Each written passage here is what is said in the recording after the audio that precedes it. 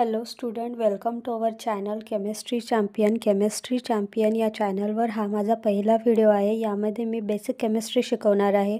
Basic केमिस्ट्रीमध्ये 2 topic cover करणार आहे, item आणि एलिमेंट. तर आपण पाहणार आहे ॲटम. ॲटम म्हणजे काय? तर ॲटम म्हणजे atom is a smallest particle of a substance. एखाद्या पदार्थाचा सगळ्यात लहान भाग म्हणजे ॲटम होय. We can not be seen by our naked eyes. आपण उघड्या डोळ्यांनी ॲटमला पाहू शकत नाही. ॲटमला जर का पाहायचं असेल तर आपल्याला मायक्रोस्कोपची गरज पडते. Example of atom is hydrogen, sodium, calcium etcetera are the example of item.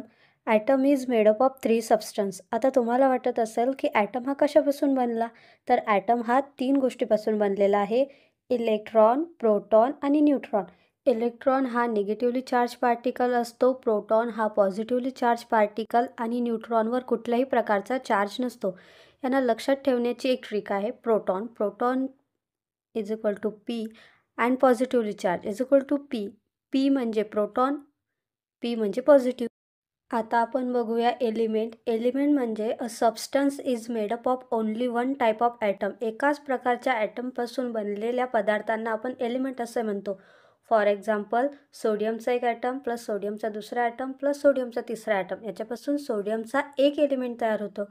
आणि जर का सोडियमचा एक ॲटम आणि क्लोरीनचा एक ॲटम असेल तर त्याच्यापासून एलिमेंट नाही तयार होत, कारण की आपलं डेफिनेशन काय सांगते की a substance is made up of only one type of atom. एकाच प्रकारचे ॲटम पाहिजे, पण इथे एक क्लोरीनचा ॲटम आहे आणि एक सोडियमचा ॲटम आहे. सो इथे एलिमेंट बनणार नाही. तर एलिमेंट कुठे बनेल? 1 नंबरच्या एक्झाम्पलमध्ये सोडियमचा एक प्लस सोडियमचा दुसरा ॲटम.